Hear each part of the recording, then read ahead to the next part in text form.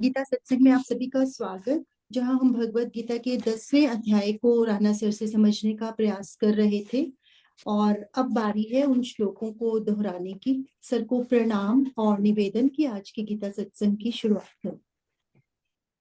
ओम वसुदेव सुतं देवं कंस चाणूरमर्दनम देवकी परमानंदम कृष्णं वंदे जगद्गुरुम।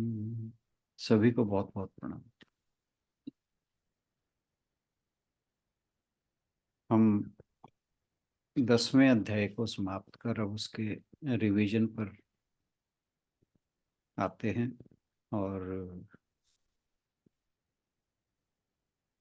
आज रिवीजन की शुरुआत करने वाले हैं आशुबेन। कौन शुरुआत करेगा?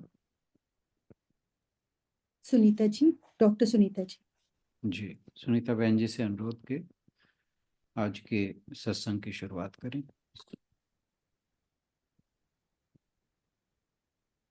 हरिओम सर। हरिओम जी। आज हम 10वें अध्याय 10 के एक पहला और दूसरा श्लोक उसको रिवाइज करेंगे। पहला श्लोक है, इसमें श्री भगवान उवाच भूय एवं महाबाहो शृणु मे परमं वचः यत्तेऽहं प्रीयमाणाय वक्ष्यामि हितकाम्यया। इसमें हम 9th चैप्टर से देख रहे हैं कि 9th चैप्टर के बाद अर्जुन ने अभी इसमें कोई क्वेश्चन नहीं किया। बिना उसके क्वेश्चन किए ही भगवान जी उसको आगे का बताने लग रहे हैं। तो ये एक अच्छे गुरु की पहचान है कि वो देख रहा है कि मेरा शिष्य इतना अटेंटिवली सुन रहा है, तो उसको मुझे इसमें लगाए रखना है ताकि उसकी अटेंशन डाइवर्ट ना हो। और वो इस चीज को रियलाइज कर रहे हैं कि उसको जो भी वो उसको समझा रहे हैं अर्जुन को, उसमें अर्जुन को बहुत अच्छा लग रहा है, उसको उसमें आनंद आ रहा है। और वो हमने 7th से लेके 9th चैप्टर तक जो किया उसमें भगवान जी ने हमें ब्रह्म ज्ञान विज्ञान के बारे में बताया और ब्रह्म और ज्ञान विज्ञान के बारे में बताया जो कि निर्गुण पक्ष है। वो एक उसमें ना कोई गुण ना कोई किसी तरह की कोई अभिव्यक्ति के लक्षण है। लेकिन एक नॉर्मल व्यक्ति के लिए ये एक बहुत उलझन भरा हो सकता है कि उसको कुछ दिख नहीं रहा है, तो वो किस तरफ को जाए, किसको फॉलो करे। तो ऐसे के लिए वो आगे अब ये 10वां अध्याय जो है, जिसको हम विभूति योग भी बोलते हैं, वो अपनी विभूतियों का यहाँ पे वर्णन करेंगे। और ये विभूति योग जो है ये एक तरह से मतलब जो हम पहले कर चुके हैं उसका ही व्यवहारिक ज्ञान है ये। और इसमें भगवान जी देख रहे हैं कि अर्जुन उनसे क्वेश्चन करता है कि वो किस किस तरह से उनको पहचाने, किस तरह से जानेगा, तभी वो आगे अब उसको इसकी सारी अपनी विभूतियां बताएंगे। और इसमें ये है कि मनुष्य को पता है कि धर्म का आचरण करना उसके लिए अच्छा है, लेकिन वो फिर भी नहीं कर पाता है और ये वो उससे दुखी भी होता है। और इससे छुटकारा कैसे मिलेगा, क्योंकि ये तो अंतर्मन के द्वंद्व हैं, क्रोध, अहंकार और कामना। एक छूटता है तो फिर दूसरा प्रबल हो जाता है। और अ, पुण्य का पता है कि उससे हमें क्या फायदा होगा, उसके बावजूद भी इंसान गलत रास्ते पे चल पड़ता है। उसको शायद लगता है कि ये आसान तरीका है या जो होगा बाद में वो तो बाद में देखेंगे, लेकिन अभी जो हमें सुख क्षणिक सुख भी जो भी मिल रहा है हम उसी को कर लें, उसी को एंजॉय कर लें। तो इसमें भगवान जी उनको उसको बताते हैं कि मैं तुम्हें परम वचन बताने वाला हूँ जो बहुत ही मूल्यवान है, और तुम्हें इसलिए बता रहा हूँ क्योंकि तुम मुझसे बहुत प्रेम करते हो और मुझे तुम्हारे हित की इच्छा है। इसमें दो वर्ड्स यूज किए हैं भगवान जी ने। एक तो प्रिय मानाय, कि तुम मेरे बहुत प्रिय हो, और हित कामयाया, कि तुम्हारा मुझे सिर्फ तुम्हारे अ, मैं तुम्हारा भला चाहता हूँ, मैं तुम्हारा हित चाहता हूँ, इसलिए मैं जो भी कहूंगा उसमें तुम्हारा हित है, तुम्हारे हित की कामना है मुझे, वो ही मैं तुम्हें बताने वाला हूँ। तो सर मैं एक सेकेंड जस्ट दरवाजा खोल। हाँ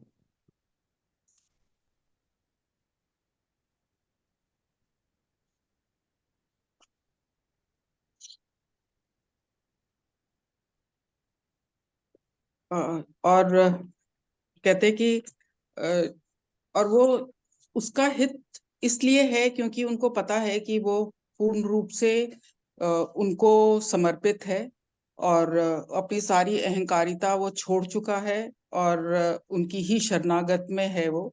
तो नॉर्मली जो अहंकारी इंसान, जो भी इनका अहंकारी होगा, वो किसी की बात नहीं सुनेगा, वो अपनी ही बात रखना चाहता है।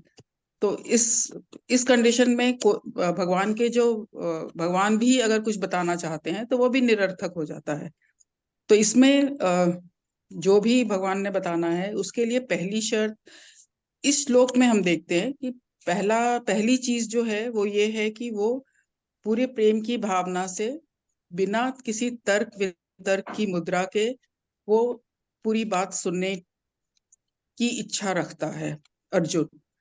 और उसको किसी भी तरह से उसका कोई संशय नहीं है, उसको पता है कि जो मैं जिनसे मैं सुन रहा हूँ उनके ऊपर मैं पूरी तरह फेथ रख सकता हूँ। दूसरा कि उसको ये दूसरी बात कि भगवान जी भी अर्जुन के हित के लिए ही कर रहे हैं, जो भी वो कह रहे हैं कि मुझे तुम्हारा हित ही है।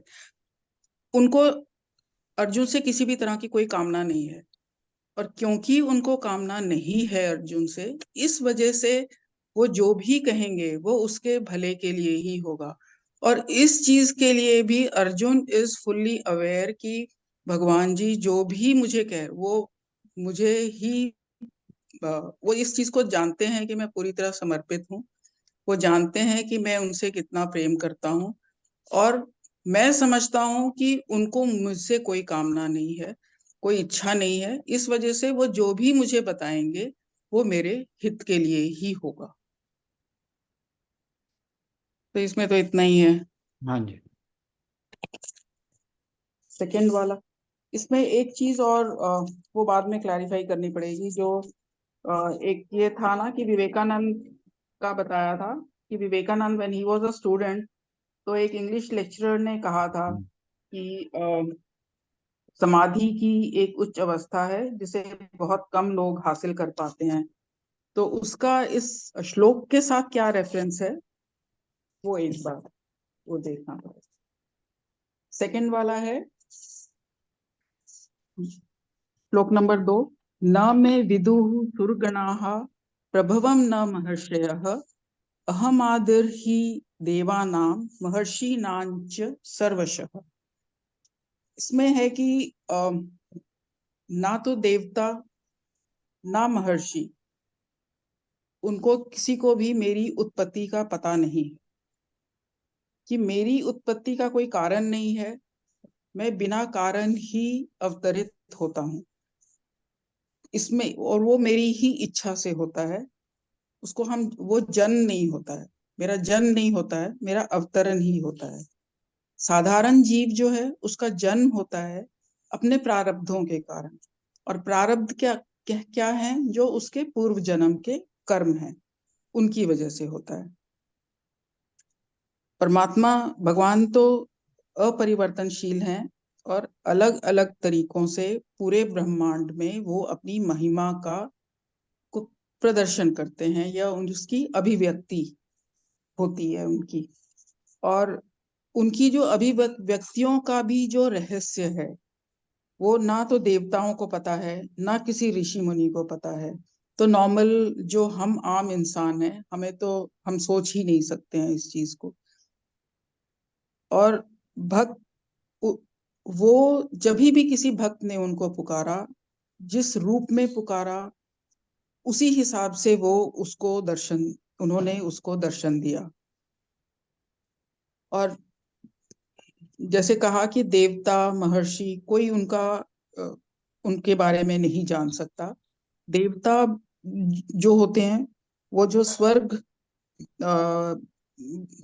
है, वो तो एक भोग भूमि है। तो भोग भूमि में तो कोई भजन नहीं है, और बिना भगवत भजन के भगवान को प्राप्त करना पॉसिबल ही नहीं है। महर्षि भी हैं, वो ज्यादातर कर्म कांडों में लगे रहते हैं। सो इसलिए उनको भी पता नहीं है कि भगवान का आदि अंत कुछ वो नहीं समझ सकते हैं। तो इसको भक्त के अलावा कोई भी नहीं जान सकता है। और दूसरा ये है कि आप हम उसी को जान सकते हैं जिसका कोई उपादान कारण होता है। उनकी तो अपनी इच्छा, स्वयं की इच्छा से अवतरित होते हैं, और वो ही सबके आदि कारण है, दृष्टा है और अधिष्ठाता है।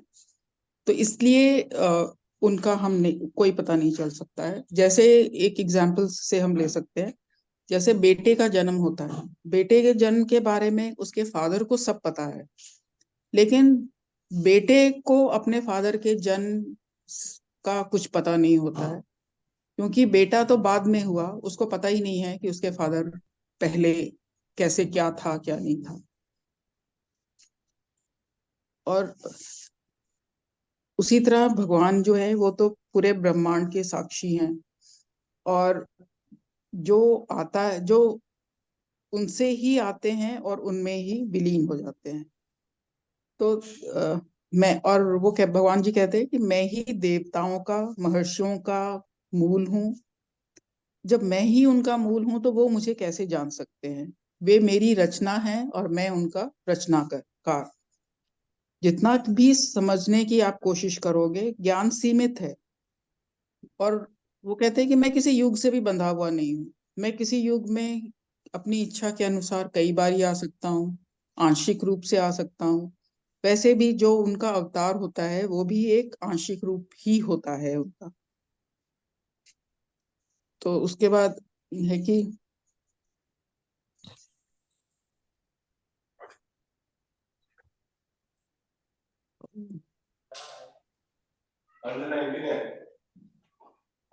सर, आई थिंक इतना ही बोलूंगी आज मैं।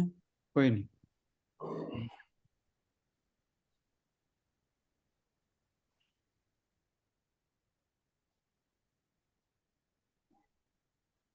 नेक्स्ट किसकी बारी है जी? मेरा है सर। हरिओम। 1 मिनट, सुनीता जी। हाँ जी सर। हाँ जी, आप हैं अभी? हाँ जी, हाँ जी। आप वो विवेकानंद जी वाली बात पूछ रहे थे ना? हाँ जी, हाँ जी। उसका हाँ क्या जी। रेफरेंस था इसके साथ? वो बात हो रही थी भक्ति की। अच्छा। तो जो नरेंद्र नाथ थे, वो उस टाइम तक जो है अपने गुरु को खोज रहे थे, और उन्हें किसी के ऊपर विश्वास नहीं था। ठीक है। तो वो जिसके पास भी जाते थे, वो यही बात कहते थे, तुमने ईश्वर को देखा है? और सारे चुप हो जाते थे। तो जब वो उन्होंने उस इंग्लिश प्रोफेसर को अपनी क्लास में सुना कि दक्षिणेश्वर में एक ऐसा व्यक्ति है जो समाधि में चला जाता है, मैंने सिर्फ एक आदमी को ही देखा है ऐसे, तो वहां से उनके मन में फिर एक भाव पैदा होता है कि उनसे मिला जाए। ठीक है। तो ठीक है सर। वो एक विश्वास उनके मन में जागता है कि वहां मुझे कुछ मिल सकता है। तो ये रेफरेंस यहाँ पे इस बात का। ठीक है। ठीक है। पहले श्लोक में एक चीज और, मैं ओशो को पढ़ रहा था, तो वो कहते हैं कि इसमें सबसे ज्यादा जो सिग्निफिकेंट वर्ड है वो परम वचन है। और भगवान ने कहा ना, भूय एव महाबाहो शृणु में परमम वचः, कि मेरे परम वचन सुनो। तो उनका सबसे ज्यादा स्ट्रेस जो था वो परम वचन पे था। और उनका कहना ये है कि परम वचन वो है जो सत्य और असत्य दोनों से परे है। क्योंकि सत्य कभी असत्य हो सकता है और असत्य कभी भी सत्य हो सकता है। जैसे हमारी अगर साइंस में देखें तो जो न्यूटन की थियरी थी क्लासिकल फिजिक्स, उसको आइंस्टाइन ने चैलेंज करके उसको गलत साबित कर दिया। और हो सकता है जो आइंस्टाइन की थियरी है वो आने वाले अगले 50-100 सालों में उसे कोई बस्ट कर दे। तो वो कहते हैं कि सत्य और असत्य ये दोनों कभी भी इंटरचेंज हो सकते हैं, लेकिन परम वचन वो है जो इन दोनों से परे है, जिसे ना तो सत्य चैलेंज कर सकता है ना असत्य। तो ये बात मुझे अच्छी लगी, ठीक है। इसलिए मैंने यहाँ पे शेयर की। हाँ जी, ठीक है सर। जी गुलशन बहन जी। हरिओम। ओम श्री परमात्मने नमः। अथ दशमोऽध्यायः। ये जो अध्याय है, इस अध्याय में प्रधान रूप से भगवान की विभूतियों का वर्णन है, इसलिए इस अध्याय का नाम भी जो रखा गया वो विभूति योग है। जैसा कि हमने पिछले अध्याय के अंतिम श्लोक में जाना था कि भगवान ने अर्जुन से कहा कि मेरा भक्त बन, मुझे नमस्कार कर, मेरा पूजन करने वाला हो और अपनी आत्मा को मुझ में लगा और तू मुझको ही प्राप्त होगा। तो अर्जुन के माध्यम से यह संदेश पूरी मानव जाति के लिए है एक तरह से।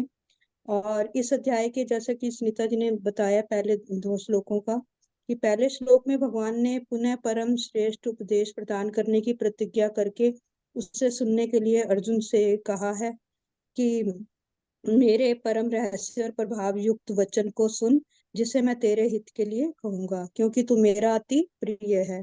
और अगले श्लोक में भगवान ने कहा कि मेरी उत्पत्ति को, अर्थात जगत के की जो मैं को कोई नहीं जानता, यानी कि जगत के कल्याण के लिए और दुष्टों के विनाश के लिए, धर्म की स्थापना के लिए समय समय पर जो है मैं अवतार लेता रहता हूँ। और इसे ना देवता जानते हैं ना महर्षि जानते हैं, क्योंकि सबका आदि कारण है वो परमात्मा ही है। और जिन देवताओं और महर्षियों से इस जगत की उत्पत्ति हुई है वो सब भी परमात्मा से ही उत्पन्न हुए हैं। उनका निमित्त और उपादान कारण है वो भी परमात्मा ही है। और उनसे जो बल, विद्या, बुद्धि, शक्ति, तेज है वो भी सब उन्हें परमात्मा से ही मिलता है। और अब फिर उसके बाद अगले श्लोक में भगवान कह रहे हैं, यो माम जमनादिम च वेत्ति लोक महेश्वरम असम्मूढ़ः मर्तेषु सर्व पापै प्रमुच्यते। इसमें भगवान कह रहे हैं कि इस मुझको अजन्मा, अर्थात वास्तव में जन्म रहित, अनादि और लोकों का महान ईश्वर तत्व से जो जानता है, वह मनुष्यों में ज्ञानवान पुरुष जो है वो संपूर्ण पापों से मुक्त हो जाता है। अब परमात्मा से ही सब हम उत्पन्न हुए हैं, लेकिन जो परमात्मा है वो स्वयं भू है, उनका जन्म नहीं, वे तो सदा से थे, सदा हैं और सदा ही रहेंगे। अब ये सृष्टि बनी है तो ये मिटेगी भी, सृजन है तो प्रलय भी होगा, आदि है तो अंत भी होगा, लेकिन परमात्मा का कहीं आदि नहीं है, इसलिए आदि नहीं है तो अंत का तो प्रश्न ही नहीं होता। तो उनका तो युग युग में अवतरण होता है, उनका मनुष्यों की तरह जन्म नहीं होता। तो परमात्मा जो है किसी निमित्त से लीला करने आते हैं, वे अपने भक्तों को सुख देने और धर्म की स्थापना के लिए केवल जन्म लीला करते हैं।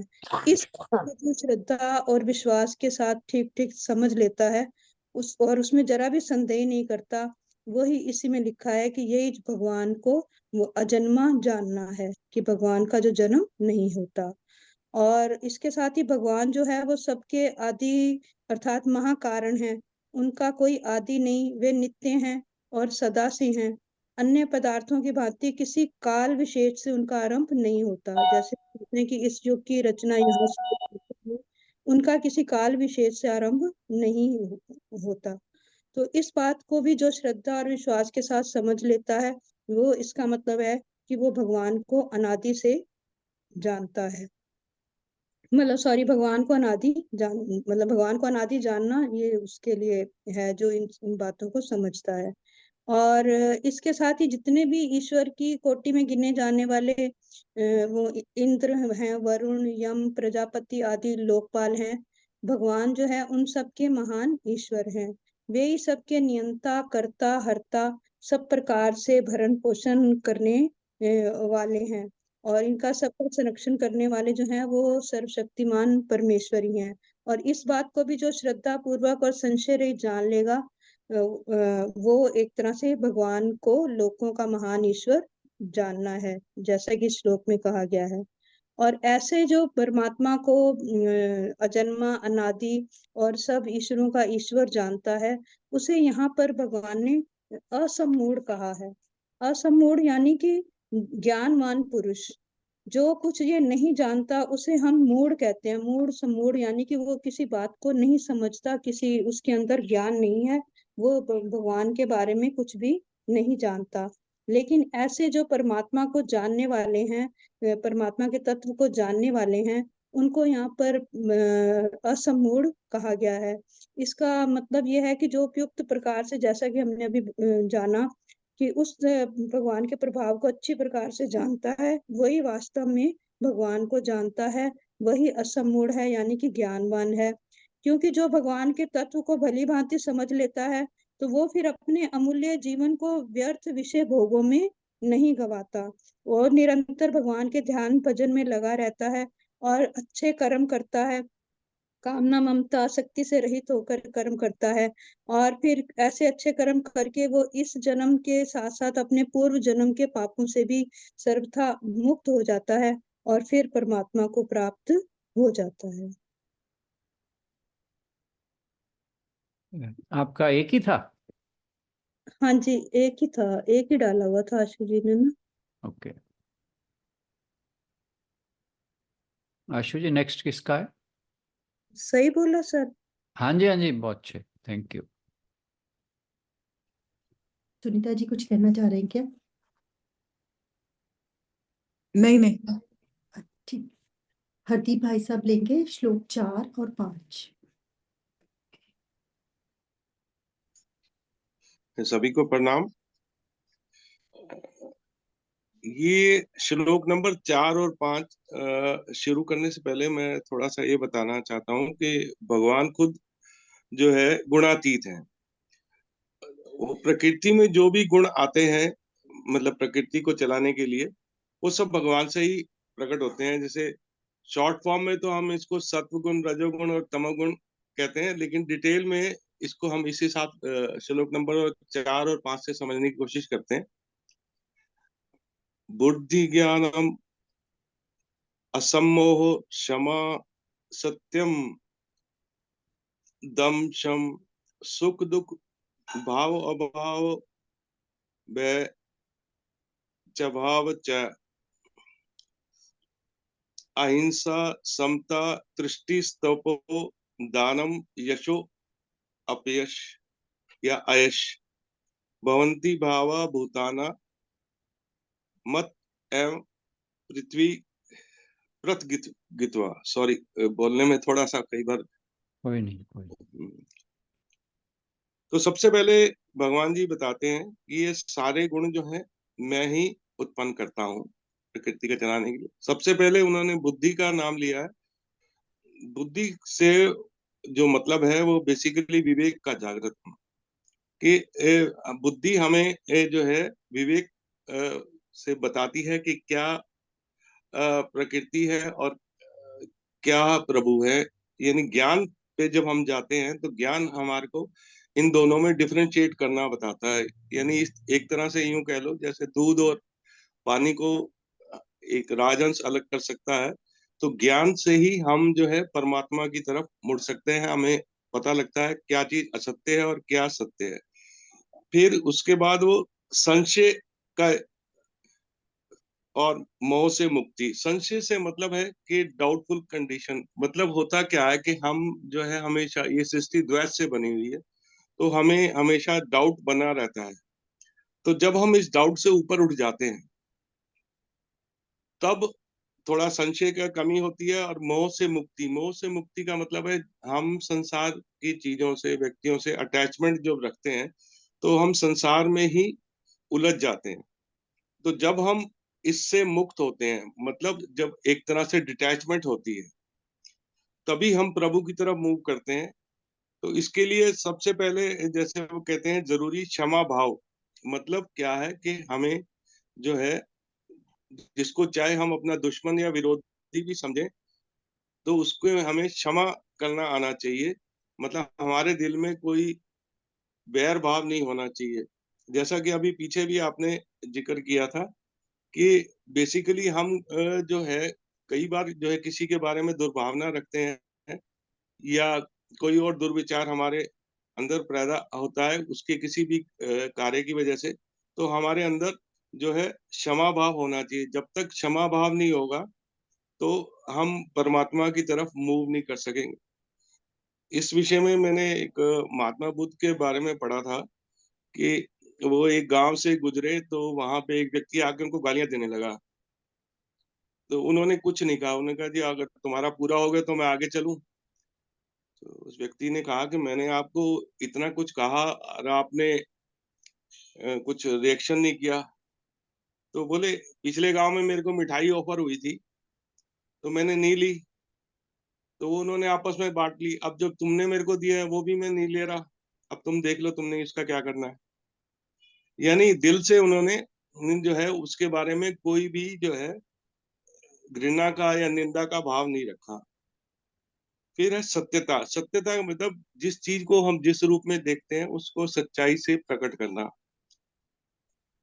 बिना कोई लाग लपेट के, बिना किसी भय या इससे। इसके बाद जो है भगवान जी कहते हैं इंद्रिय निग्रह, मतलब इंद्रियों का विषयों से परे हटाने का प्रयत्न। जब तक हमारी इंद्रियां विषय भोगों की तरफ भागती रहेंगी, तब तक हम भगवान की तरफ या उस अद्वैत की तरफ मूव नहीं कर सकते। इंद्रियों से के ऊपर होता है मन। इंद्रियां तो शरीर से लिंक होती हैं, मन जो है वो अ, हमारी भावनाओं से लिंक होता है। जब और मन में हमारे अच्छे बुरे सब तरह के विचार आते रहते हैं, तो हमें मन को जो है इस तरह के विचारों से अब रोकना है, ताकि हम आगे की तरफ मूव कर सके, परमात्मा की तरफ, अद्वैत की तरफ जा सके। सुख तथा दुख ये भी मन के ही भाव है। जो चीज हमें अच्छी लगती है उसको हम सुखी मान लेते हैं, और जो चीज हमें बुरी लगती है या कष्ट देती है उसको हम दुख मान लेते हैं। तो ये भी भगवान की दी हुई चीज है। तो दुख को भी हमें बुरा नहीं समझना है, क्योंकि दुख ही हमें भगवान की तरफ प्रेरित करता है। इसी तरह जन्म और मृत्यु। जन्म और मृत्यु बेसिकली इस प्रकृति के साइकिल के एक हिस्से, एक एंड से दूसरा एंड है। तो जब तक हम मृत्यु से भयभीत, यानी भय हमारे को रहेगा, तब तक जो है हम जो है उस परमानंद की प्राप्ति नहीं कर सकते। तो हमें जन्म और मृत्यु को इस प्रकृति का ही एक नियम के अधिक समझना चाहिए।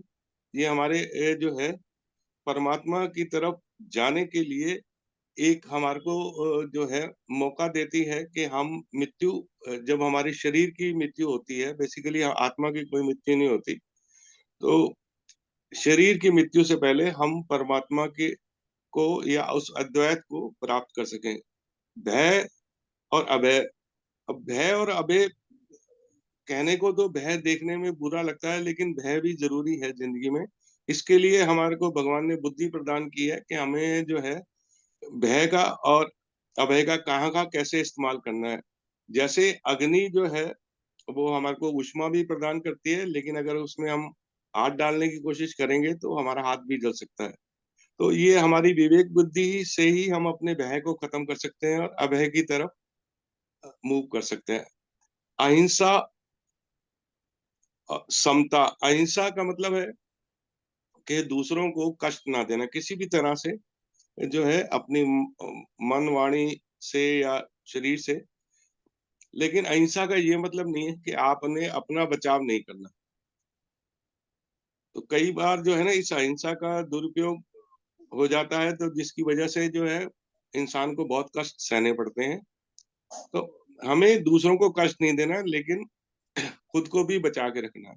समता का मतलब है कि हमें सब पे बिना दोष दृष्टि रखे बराबर का व्यवहार करना है और सबको जो है परमात्मा की संतान समझ के जो सब में परमात्मा के दर्शन करने की कोशिश करनी है। तुष्टि या संतुष्टि से मतलब है कि जो कुछ भी प्रभु ने हमें दिया है, हमें उसमें संतुष्ट रहना चाहिए। उसी से ही जो है हमारे बहुत सारे जो है दुख या डर खत्म हो जाते हैं। तप का मतलब है हमें अपने इंद्रियों पे नियंत्रण करके जो है संसार की तरफ से उनका निग्रह करके हमें परमात्मा की तरफ मुड़ना है। और दान से मतलब है जो कुछ भी हमें प्रभु कृपा से प्राप्त हुआ है, जिसको कई बार हम अपनी मेहनत का भी समझ लेते हैं, उसका कुछ हिस्सा जो है समाज की सेवा के लिए इस्तेमाल करना चाहिए। ये बेसिकली एक समाज का ऋण है जो हमें चुकाना होता है। यश तथा अपयश। यश का मतलब है आपकी कीर्ति होना और अपयश का मतलब है आपकी बदनामी होना। तो जब हम संसारिक दृष्टि से, ये बेसिकली संसारिक दृष्टि से ही हमें यश या अपयश मिलते हैं। जब हम संसार के अनुकूल काम करते हैं तो लोग हमारी प्रसिद्धि करते हैं। जब उनके इच्छाओं के विरुद्ध कोई काम होता है तो वो हमें अपयश देते हैं या गालियां देते हैं। लेकिन बुद्धिमान पुरुष को ये समझना है कि ये सब भगवान की दी हुई चीजें हैं और हमें इनसे ऊपर उठना है। जब तक हम इस संसार में उलझे रहेंगे तो हमें हमेशा द्वैत में ये लगा रहेगा। जो चीज कभी हमें यश देगी वो कभी अपयश भी दे सकती है।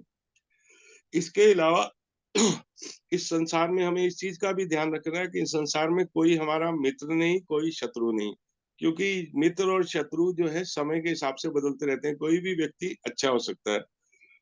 तो पीछे वो आशु बहन जी ने भी जब इसके डिस्कशन हुआ था तो उन्होंने कहा था कि हमें जैसे पाप से गिरना चाहिए, घृणा करनी चाहिए, पापी से नहीं।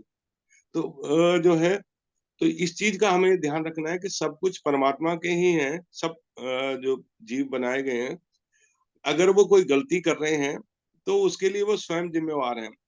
आपका काम है अगर उसका कोई सहयोग कर सको या उसकी कोई दुर्गुण को दूर कर सको तो बहुत अच्छी बात है।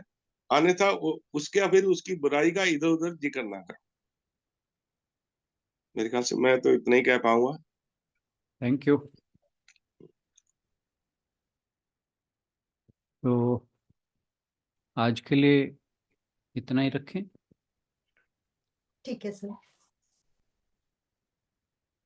कोई इन श्लोकों को लेकर कुछ कहना चाहे?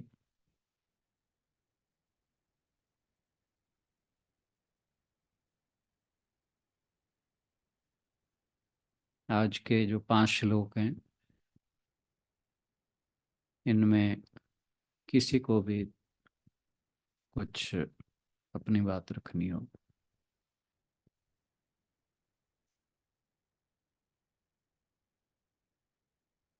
एक चीज का ध्यान रखें कि आप जिसको कोई भी श्लोक अलॉट हो गया है, बाकी लोग ये ना सोचें कि हमारा उन श्लोकों से कोई संबंध नहीं है जिसमें हमारा नाम नहीं है। ये एक अच्छा एटीट्यूड नहीं है।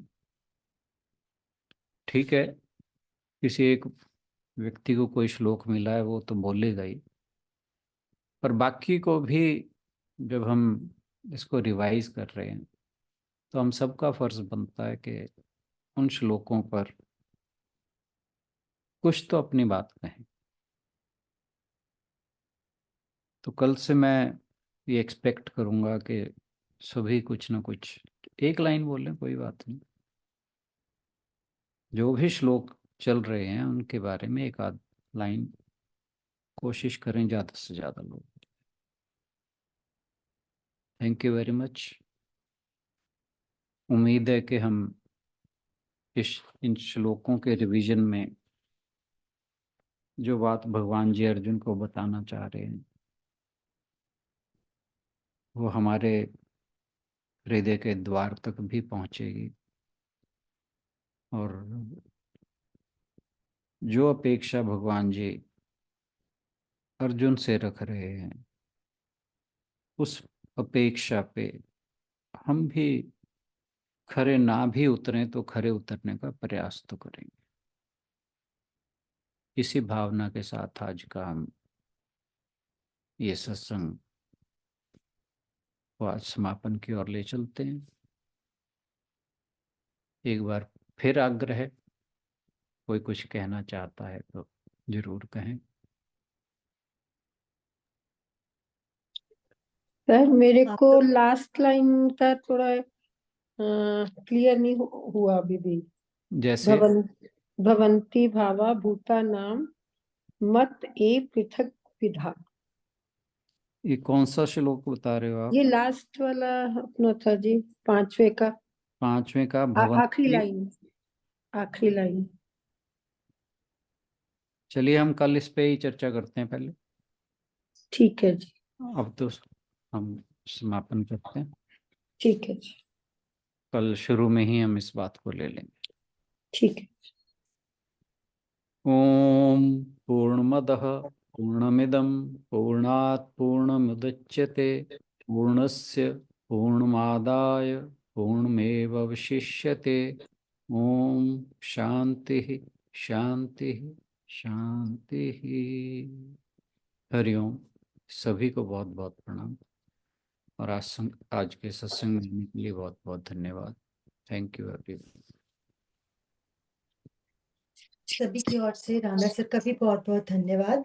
और जैसा कि सर ने कहा, कल से सब लोग कोशिश करें कि एटलीस्ट अपना टेक अवे तो हम एक लाइन में बता ही सकते हैं कि अगर हमने आज 5 श्लोक किए तो हमने उसमें से कोई बात जो हमें अच्छी लगी या जिसे हम चाहते हैं अपने जीवन में उतारना, तो जरूर उस पे अपने विचार रखें कल से। नहीं, आप ये भी कर सकते हैं कि जैसे मान लीजिए 2-3 जो वक्ता हैं वो अपनी बात रखते हैं, उसके बाद उन श्लोकों पर अपने अपने कुछ भी भाव जो आपको अच्छे लगते हैं वो सभी लोग रखें, तो फिर ये रिवीजन है, इस सत्संग की फिर सार्थकता और बढ़ जाएगी। बिल्कुल ठीक। एक एक श्लोक इसीलिए दिया गया है ताकि बाकी लोग भी उस श्लोक को आराम से सुनकर और उस पर अपने विचार रख पाए। चलिए, थैंक यू एवरीवन। कल मिलते हैं अगले श्लोकों की चर्चा के साथ। कल 6ठा और 7वां श्लोक कुसुम जी लेंगे, और उसके बाद 8 और 9 कुसुम पेवा वाले। पेहवा जी, हाँ जी। हम्म। और शुभा लक्ष्मी जी आज नहीं है अभी। शुभा लक्ष्मी जी लेंगे 8 और 9। 10 श्लोक 10 के लिए उषा जी को कहा गया था। बाकी लोग, हरदीप जी, सुनीता जी, आप सब भी 10वां श्लोक देख लीजिए, क्योंकि उषा जी कई बार आते हैं और कई बार नहीं भी आते हैं, तो अगर वो ना भी आ पाए तो हम लोग चर्चा कर पाए उस पे। 11th, आप उन्हें मैसेज तो कर ही दीजिएगा। हाँ जी, हाँ जी। 11th श्लोक मिसेस पुरी का रहेगा। 12th और 13th कुसुम हांडा जी का है। कुसुम जी ने मना किया था। कुसुम हांडा दीदी ने हाँ, इस बार के लिए भी किया था, मेरे को ध्यान सुनो, नहीं। पूछ लो। हाँ सर, मैंने कहा था कल, पर मैं देख लूंगी क्योंकि मैं आई हूँ ना यहाँ पे, मैं करूंगी कोशिश जरूर। चलो, बहुत बढ़िया। सुन के ना, मैं आपकी वीडियो सुन के, तो जितना बोला गया मैं मतलब I will try my best करूंगी। आपकी परसों तक की शुड बारी आएगी वैसे। आपकी कल 5 ही आज ले पाए ना। हाँ ठीक है, आप कल का देख लेना, नहीं तो कल, हाँ नहीं तो मैं परसों। कर लूंगी। हाँ आज मैंने थोड़ा सुना भी था वैसे।